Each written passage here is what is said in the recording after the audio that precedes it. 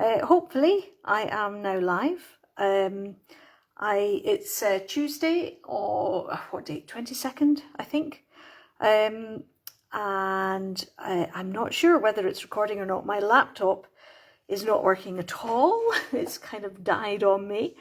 I may have to try and switch over to my own. I don't know whether this is recording or not, actually. It's not showing up with a timestamp to show that it is. So if anybody, we have somebody here. Please tell me if you can hear me, or if this is actually live, because my phone is not saying whether it is or not. Hopefully I'm not just speaking into the ether. But if I am, so be it. It's Tuesday. Oh, hello, Helen. Hello. Thank you very much for commenting. I appear to be live. This is great. It's just not giving me a time stamp to say that I am live.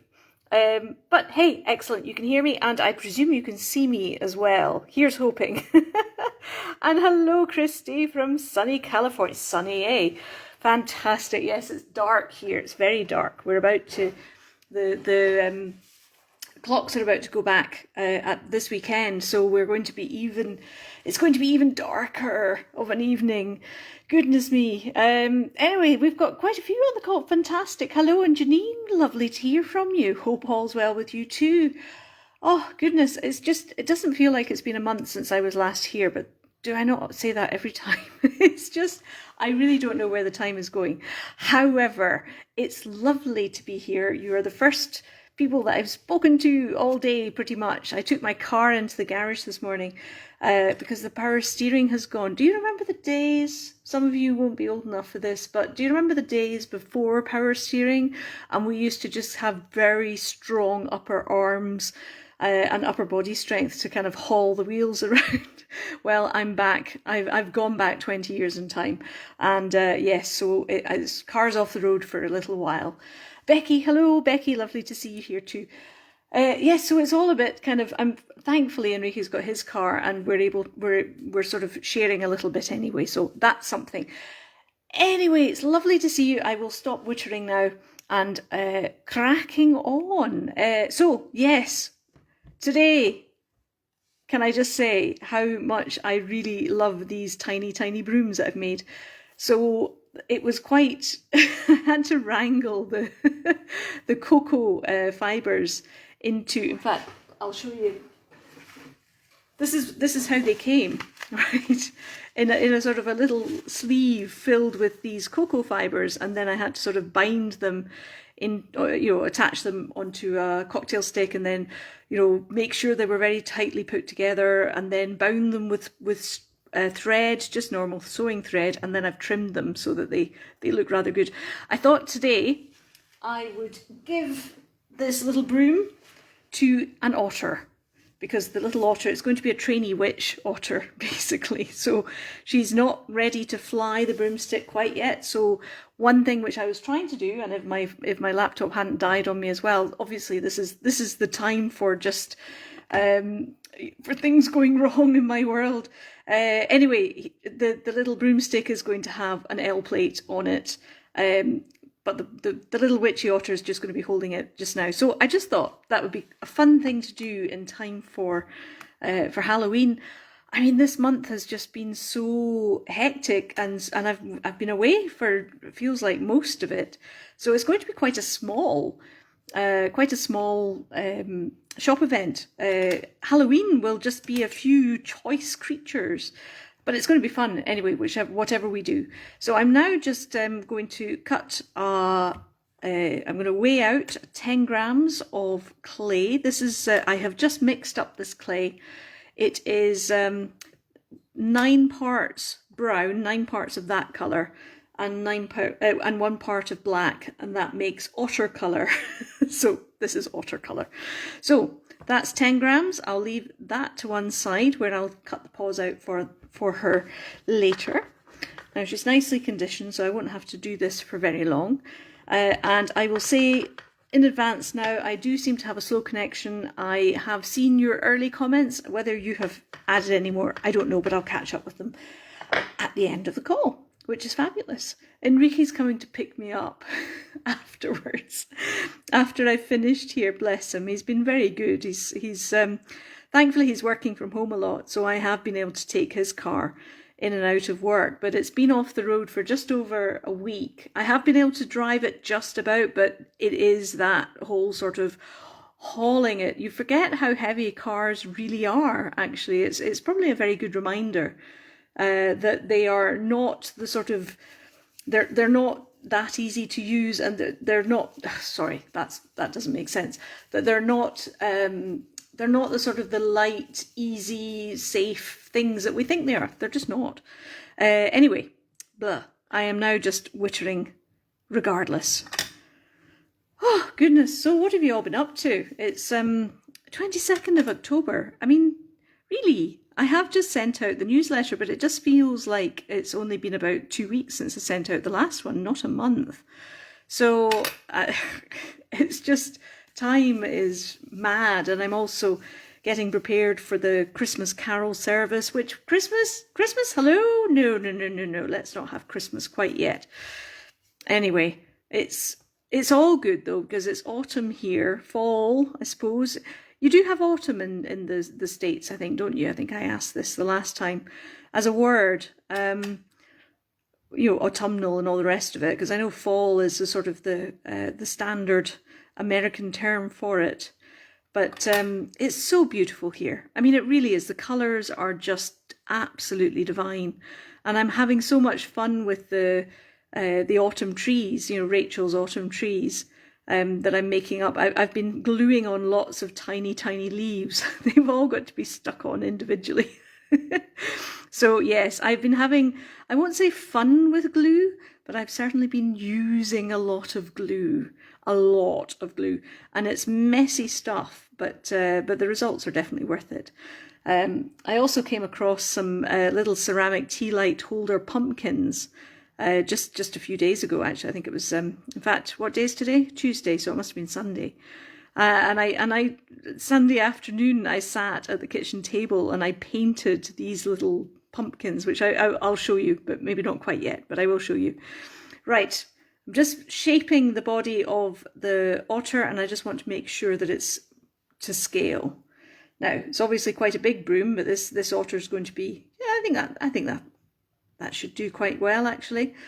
But I'll probably have her standing, holding it that way. She'll be dragging it along the ground, ready to take it out for a fly. And yeah, I'll stick a little L plate on it as well. That'll be very cute. It would have been nice to have had it printed out in time for this evening, but unfortunately, as I say, refer to my earlier comments about my my laptop having decided to go a bit AWOL and wonky. Anyway, I think I'll just have her. She's going to hold it in her left paw, so I want to have the tail curling round to the or do I? These are the difficult questions, actually. I think it's got to be the other way around, which is where I started off from as well. So I'm just making sure that her tail is thick enough and will curl round more to the left as I'm looking at her now. Ah, the decisions of an otter maker. These things are very important. It's, big decisions. Anyway, right, cracking on before I start off the call totally wittering, not just moderately wittering. I'm just going to mark in her haunches here.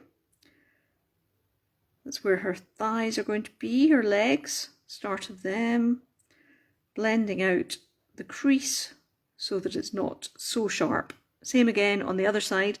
And I do my best to kind of make sure that they're as equal as possible, but it's not that easy to do because I'm now using this tool the other way around, if you see what I mean. So it's, yeah, I haven't quite worked out how to be ambidextrous with this tool for marking legs. And maybe 15 years down the line, maybe it's just too late to think, to teach an old dog new tricks. Anyway, I've kind of more or less got, the eye for it now. I suppose I should do, for goodness sake, after so long. However, it works. Right, so I'm just blending out the lines of the legs and just smoothing them so it doesn't look as though I've just pressed a tool into the clay. Right, and then I have a couple of chops ready made. Have I made an otter before on one of these Brew and Blethers? I can't remember. I really don't have a clue. I think I have, but I can't remember what it was or when, as is always the way. It's funny actually, once I've done these live videos, I kind of forget about what I've done. I call it living in the moment. Some people would call it old age, but no, it's living in the moment. That's my excuse, and I'm sticking to it. So I like to just have fun, see who wants to come out and play, and then move on. Then see what else wants to happen next. Right. So I'm now just giving her eye sockets. Just pushing the clay in slightly on either side, just with my 2 fingers. That's the best way. This is how I make the when I'm making bunnies with chops, I do it this way as well. And my thumb is just creating the back of the head and the chin.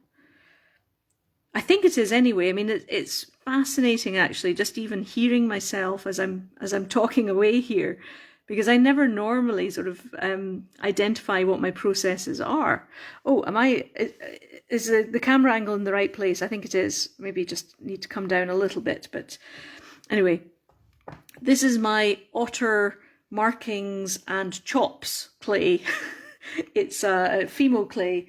I can't remember the name of it. I think it's not Sahara. No, can't remember what it's called, but it's slightly less bright than some of the other tan colours which I have. So if you see the difference between this and say that clay, that's champagne it's called, and I use it a lot for mice. But this is very, it's sort of a little bit more muted, I suppose, I would say. So yes, for whatever reason, this is the colour that the otters have chosen for their chops and their markings. Because otters have, it's half their face, which is a paler marking, and their chops as well, of course. And then they have a sort of a little bib down the front. And I do that by, I'm just going to roll this out very thinly to the thinnest layer. And then I have a diamond shape cutter, a small one, that I use for this.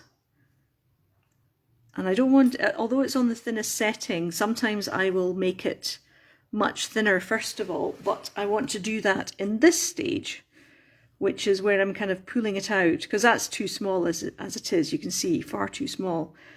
So what I have to do is tease out the corners, and these bits are going to be the cheeks, because I'll trim off that top section. And then I'm just lightly, very, very gently pulling out, teasing out the bottom half of the diamond. And that it makes quite a natural shape as well. That's why I quite like doing it all by hand, and rather than using a larger diamond cutter for this way at least it'll make it very thin, which is great for applying it to the clay. It doesn't sort of protrude too much. And it also gives a sort of much more of a natural look as well. So smoothing it out again, and I'm just going to trim off this top triangle. There we go. So, and I can just neaten up the edges a little bit, and then use my scalpel blade to attach. There we go. So that, of course, I've got little bits of flob there, always flob, little bits of clay anyway. Now, because I have pulled it so thin, and polymer clay, when it's pulled thinly and gently, it almost feels like very, very, very thin paper. It's just an amazing material. There's so much about it that I've still to discover.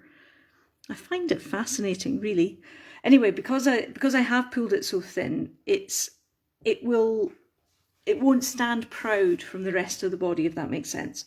And what I'll do is use the corner of my clay shaper to push it in some more, and this will make it flush with the underclay, with the brown clay. Now, I appreciate it doesn't look much like an otter just now, but I can see how she's coming along. Right, these are some chops that I made a little bit of time ago. So that was just, you know, cutting out 2 small circles, pressing them out down into a chop shape. Now, I don't want to attach them too firmly just now, but I'm just getting the position for the eyes. So I always put the nose or the chops in first, just to make sure that I can get the eyes in the right place. And it'll be on either side. There we go. Yep, starting to really come to life now. And again, just sort of pushing in, because when you press like that, some clay comes out the front, and I don't want that. I need it to be as sort of flush at the bottom. And sometimes what I do is just lightly press it onto the ground, just so that there's not much, there's not again any clay sticking out at the front. It's got to be as flush. I don't know if you can see that, because the chops will stand proud, whereas if you've got any lumps underneath it, then it will stand out doubly proud and have far too big a face. So yes, these are the trials and tribulations of making otters. I must have made an otter. Tell me if I've made an otter before. I'm sure I have. Right, eye box. Here we go. It's the eye box. Don't know whether Alison is on the call or is planning to join us, but of course we have an eye box, and this is the larger eye box. This is eyes which are between 2.5 and 2.7 millimeters in diameter, and I had to get them exactly to that dimension because 3 is just too big. 2 is too small. They're for smaller mice and all the rest of it. And yes, this is a really good size for the larger creatures. So just trying to find 2 the same size. They actually look really small because normally I am bent right over with my nose in the pot, and I'm not doing that now. So they actually look really, really tiny, much smaller than I'm used to them looking. Anyway, there we go. There's 2 the same size. And my bent nose pliers, which are just fabulous for this, because then I can just grasp the holes on, or not, as the case may be. So the idea is just to lightly grab the holes, because they are beads. I mean, they have a hole running right the way through, but I want to make sure that as much of that, only the bead goes onto the eye, and likewise with this one. You know, if I was using straight ones, it would just be harder to keep the edges of the pliers away from the clay itself. Sometimes, occasionally, I'll dip in accidentally, and I've just got it. When you actually put like a puncture mark into the clay, it makes it a lot harder to repair. And sometimes I just have to start again if that happens. Thankfully, it doesn't happen very often. Right, weird looking creature at this point, and then the magic happens. Do you know, this stage never ceases to amaze me. And it's sort of trying not to distort the clay too much, but just enough that the eyes are embedded in without having too much of finger marks on this side. So it's sort of a little bit of pressure lightly done just to ease it in. And by doing that, because the clay is also quite warm at the moment, it helps to create more of an eye socket, so it beds the eyes in better. But with otters, you really have to have the chops for it to make sense.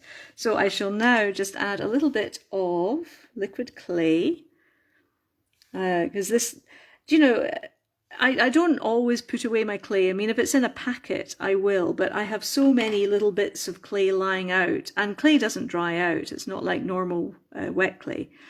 earthenware clay, but it can get sort of cold and stiff and hard to kind of work. So it's only tiny little bits which I usually have lying around, and it means I can sort of patch areas, or I can, it's just, I find it quite handy having it. And I think I have this sort of the feeling of, oh, I could use that later, or oh, I wonder what I'm going to use with this one. Right, look, we have the otter is starting to appear. It's fabulous. I'm just getting the nose a little bit closer to the face so that it doesn't look all that stuck on. And of course I managed to get a bit of clay there. I do wonder where all this clay comes from sometimes. I know I'm working with clay, but it just, no matter how often I keep my fingers, I wash my hands or keep them very clean and tidy, doesn't seem to matter too much. Right. Okay, we have the body of the otter now. Let's get the paws sorted out now. And I'm going to give her a little witch's hat, of course, because she's a learner witch. So she needs to have a little witchy hat, which I enjoy making. I have rediscovered this is my cutter for hats. I have a range of different round circles. It's just a cookie cutter, but you can see the reason why it's kind of crumbled apart like this is because the polymer has reacted with the plastic, which does happen. So it's sort of made the plastic very brittle and it has broken apart, but because it's the perfect diameter, I have patched it and patched it and patched it, and I will keep using it as long as I possibly can. I mean, I probably should take it into a bakery shop and or a cooking supply and see if I can find one of the same diameter, actually, just out of curiosity. See, that's about 4.8 centimeters in diameter, so I'd really want to find one exactly that dimension. Right, okay, so I have rolled out the clay to the thickest setting possible, and then I'll just use, this is my mouse ear cutter. That's the size that I use for mice, but it's also very good for otters, bunnies, larger ones, certainly. Now, one thing I can't do with the otter just now is I can't put her ears on yet. Otters have very tiny ears, because I'm going to put her witch's hat on before I do that. So I'm just lightly shaping her feet now.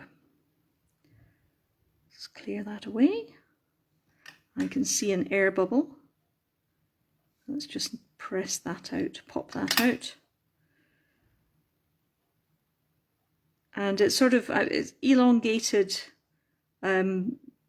teardrop sort of shape, but with a flat bottom. That's the sort of shape that I'm going for, because when I put in the otter toes, and there's going to be 3 vertical incisions that I make, it will help make it look like a foot, or a paw, I should say. So by cutting it at 45 degrees, that also means that it will stand flush with the body too. Right, bit of extender medium, which they don't make anymore, but I have bought something which hopefully will do the same sort of trick. Now, these paws need to sort of sit quite a lot under the body, so that they don't look as though they've been stuck out in front. So it's all about sort of getting the balance, the way that she's standing, as though she is properly standing up. And I can see another air bubble there. Let's just move that. Yes, because so she's slightly curved back as well, so that her weight is more central. I don't think I've ever tried to explain this bit actually, but trying to get the shape, so that it looks as though she is in fact standing up. That is a really important part of the creatures, because if they don't look as though they have a natural center of gravity, then they don't look real. And granted, I mean, I know they're little bits of clay and they're not really meant to look real, but they have a little life of their own. But that's because they've got a center of gravity. That's because they're kind of leaning forward in the right proportions, that's because they don't look as though they've just had their feet stuck on randomly, even though I have stuck them on, but not randomly. So I'm now going to use the thicker part of the scalpel to mark in the paws, so just 3, and that helps make the paw flatter rather than rounded, and then I can just tuck them in, and they actually do look like, or they look more like real paws than they might otherwise, let's put it that way. So same again here, lightly pinching them together, taking off the flob, and there we have a little standing otter who's now gazing up at me. All the wee creatures look upwards. It's lovely. They have this little expression in their face. It's lovely. I really like looking down on them and sort of having a conversation with them. Anyway, right. So I'll put her to one side for now. These are the paws, but the paws will need to be holding her broomstick. I really like these, I have to say. I mean, you should have seen when I first made it, the cocoa fibres were like out here. I mean, it was like this huge thing, but trimming them down, it sort of really helps to intensify them, and it just made it look much more normal as far as a mini broomstick is concerned. Oh my goodness. Oh, right. I've seen a few. We have Alison on the call. Excellent. Thank you. Hello, Alison. Sorry, I'm way behind in the comments. I can see you talking about the cookie cutter is big. That was the last comment that I can see. So I kind of think that there might be more after that. Anyway, it's lovely to see you here. Thank you. Oh, gosh, I've just been so rubbish at keeping in touch, but this month, the last few months have just been mad, crazy. But the 9th of November isn't far away, and I am going up to Lancaster for the day on Saturday. Lancaster is at the very northwest of England, just before the Lake District. I'm going up there for a workshop, an early music workshop, and then I'm going to go and meet Alison and her Chateau de la Souris, and I can't wait. It's going to be lovely. So yes, we have plans. I mean, it'll be lovely to see Alison and to meet her at last. And at some point as well, I'm hoping to go down the way, down towards more towards Stafford, Stoke-on-Trent way, and meet Emma Phillips. So we have plans. There's going to be another Querness meetup at some point, but unlikely to be before the end of this year, I must say. It's just like right. Paws and broomstick, and I'm going to give her a little sparkly hat because she's still learning, and she hasn't quite graduated to her formal her full licensed witch gear. So this is her trainee witch hat, which is glitter black, which I love. I really like using this sparkly black clay, and it helps as well to sort of make her stand out. Make it stand out against her fur as well, her pelt, I suppose it would be. Right, and I'm trying not to knock her as I'm rolling this out. This is just to lightly condition it. Okay, right, let's make a witch's hat. I'm not sure whether I've made a witch's hat on the call before, so this could be a first as well. And for the witch's hat, and for Santa hats as well, it's a similar process. So I don't roll it out as thin as it can go. I roll it out to number 5 out of 9. Cut it with my wonderful cookie cutter, and then cut it in half as equally as I can. There or thereabouts. So I can get two witchy hats out of one circle of clay.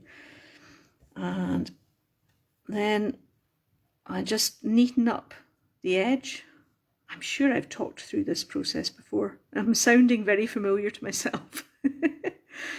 And then, now this is where it differs from my Santa hats, because I actually usually cut off part of the Santa hat so that it's perfectly seamed. But with the witch's hat, because I need to have a wider brim, then I fold it into itself, into a cone, and then use my clay shaper to just blend the seam together, and also to press out the clay, because that's obviously double thickness there. So I'm trying to minimize that to an extent so it doesn't stick out too much. And then once that is well and truly sealed together, and I love this bit of the process, because that doesn't look like much of a witch's hat just now, does it? But standing it up and then pressing out the edge. So I'm keeping the cone of the witch's hat, but I'm blending out or squishing out. I'm sure there's a word for it, a term, but just basically making sure that the edges are brought out whilst retaining the cone, the integrity of the cone. So, and the best way of doing that is to do it whilst, and actually by putting it on my glass, that's now full of air, so it actually keeps its shape. It's quite squishy, so it's not going anywhere. It's kind of, it's hard to explain. And this little otter, so I'm just now shaping the top of the hat, bringing it in a little bit, while keeping the brim as even as possible. And that, ladies and gentlemen, is a little witch's hat. And what I usually do as well, again, is just fingertip stuff so that the brim doesn't get distorted. I'm just lightly pulling it up tiny bit, because then I can give it a bit of a rakish tilt off to one side once it's on. My little otter, you are now ready to receive your hat. Ta-da! So I think, yeah, I kind of want to have it off to one side because she's just a learner witch. She's just learning to be. So there we go. So that's the little kink of the witch's hat in there. And then I can even up the brim and apply a little bit of pressure so it's completely adhered to her head. And then by lightly shaping the brim again, whilst trying to make sure that it doesn't sit on the back of her neck. That's what I'm trying to avoid, because it needs to stand, it needs to stay out proud. And I just have a little bit of glitter on her haunch. So I can scrape it off after baking, but it's much easier to do it beforehand. Right, so we have a little witchy otter now with a little rakish angle to her hat. Oh, she's making me laugh. But it's kind of covering her eyes because she's still learning. Oh, I haven't actually cut out her ears. So I'm going to use a very small cutter for this with my pat pen. I think that size will probably do it. Actually, no, one size smaller again, because the ears will have to be really small and very thin, and because they're going to be thin. You see how thick that is just now, because that's full thickness clay. So I'm going to push down on it, which will make it larger, wider, bigger. And then my trusty ball shapers give it a good otter ear shape. Oops. And I'll do the same with the other one, but I could theoretically, sometimes what I do is I'll just use one shaped circle like that, cut it in half, and then it's 2 halves of one ear. But I'll do 2 today, so I get the choice. Right, so 2 tiny little ears, and then let's give that. I want to have this cut at a slight angle as well, so that it will be flush with the hat, which is at an angle. So that's 1. Move that out the way. And then the same again, trying to get about the same diameter.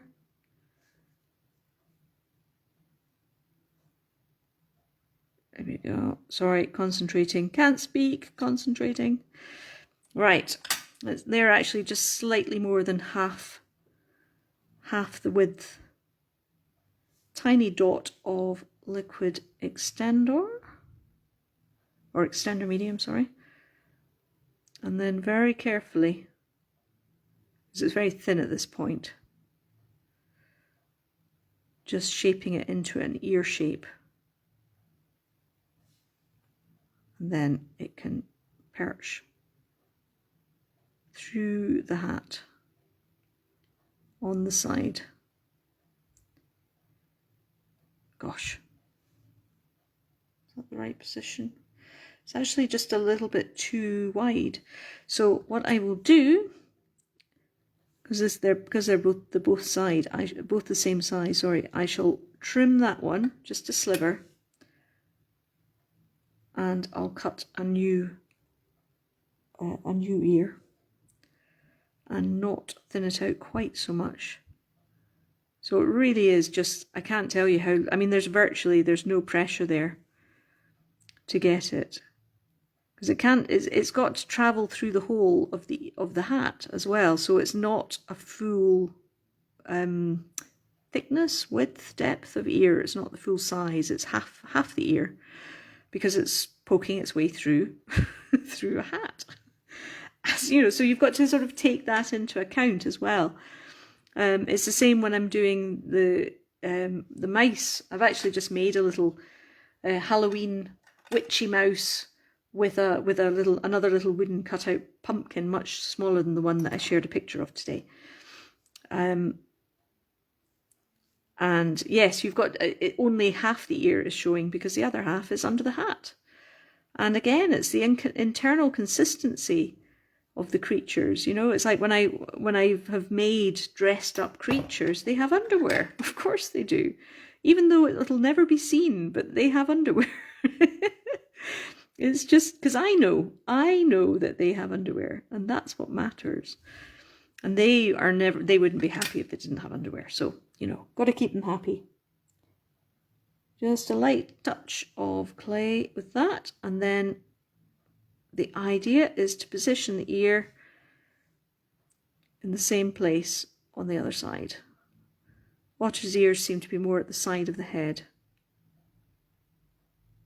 So it's quite fiddly work. And as I say, I'm looking at this from peering at the end of my nose, whereas I'm working at a bit of a distance now because the camera's in the way. And I need to get a new pair of varifocals, I think. I need new glasses. But thankfully my eyesight is still perfect vision when I take my glasses off and I am peering an inch or two away from my hand. Right, so there we have, otter ears are now in place. And making sure that they are the same position. Bit of a jaunty angle, that one. And slightly flat on top. Again, just making sure that the back of the hat hasn't touched. And there's a bit of clay. Get rid of that. Not flob, just sort of random clay. I think that's clay from that clay that I'm using. Right, excellent. Okay, we're getting there. Now, I was going to have her trailing the broom on that side, but actually I think she wants to hold it on this side. Again, I love that they kind of tell me which way they want to be.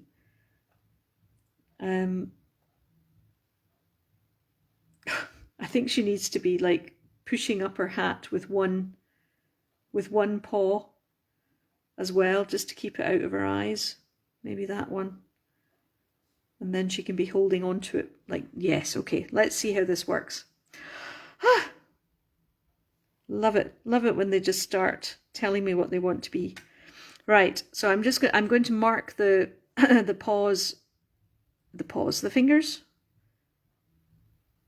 Now, sorry, whilst I'm holding it, because otherwise it would be too fragile to do it once it was in place, holding up her hat. You know, it would just distort the clay. So let's make sure, I'm going to just indent the paw a little bit. And then we start off with the hat. So she's holding up her hat so that she's keeping it out of her eyes. And then she needs to be sort of holding it, not again just stuck on. I mean, ultimately I have just stuck it on, but it's got to look. It's got to look like it's like that's where it's meant to be. That's where her paw would be. Sometimes I find that I practice. I say, right, well, how would my hand be if I was holding up the edge of a hat? Where would it be? How would it look? And sometimes I'll do searches online and see what a position is like for crossed paws or crossed arms or whatever. Right. So she needs to be now holding her broomstick. And I think, because she's a bit clumsy with it just now, it's quite long actually, isn't it? It's a bit too long. It's got to be the right, I mean, that's like about a third, 2/3 to 1/3 is probably about right. Maybe it's just as well that she has a bit of a long broom. So I'm going to just press that into her body. All right, and then she'll use her paw, will hold on to it like that. It might be that I trim the edge a little bit, but I'll see how it looks once she's baked. And more glitter, honestly. The glitter gets everywhere, really. Right, I've pressed that into the right place, so I now have an indentation. So again, it doesn't stick out. It's not too proud. And then I just use a little bit of high tack, all-purpose, very sticky glue, original. And I found this is pretty good for holding accessories onto the body because it dries clear.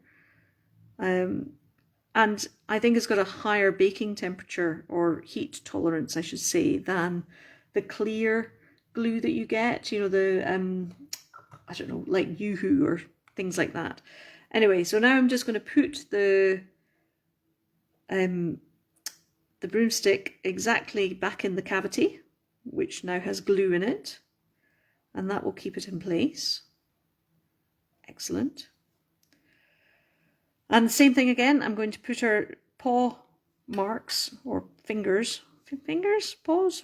Anyway, now I may touch them up once it's in place, but by doing that now, it sort of starts the curl of her paw so that she can hold on to her broomstick and not drop it, because she's a learner. She has been dropping it.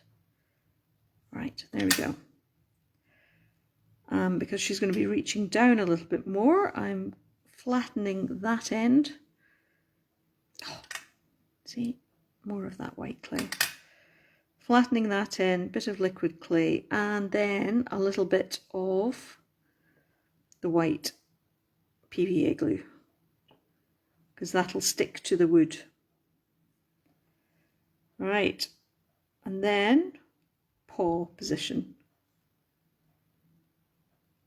There we go. So she's curling her paw, her arm, to grip the broomstick, the brush. There you go. I can just see that actually she could very easily be poking an eye out with that. She's going to have to be very careful. Yeah, I may trim it just like maybe 0.5 centimetre off the end, just to, more for ease of packing than anything else actually. I think it would need to, that could be quite hard to pack. So in fact, let's just do that now. So I'd say about that much.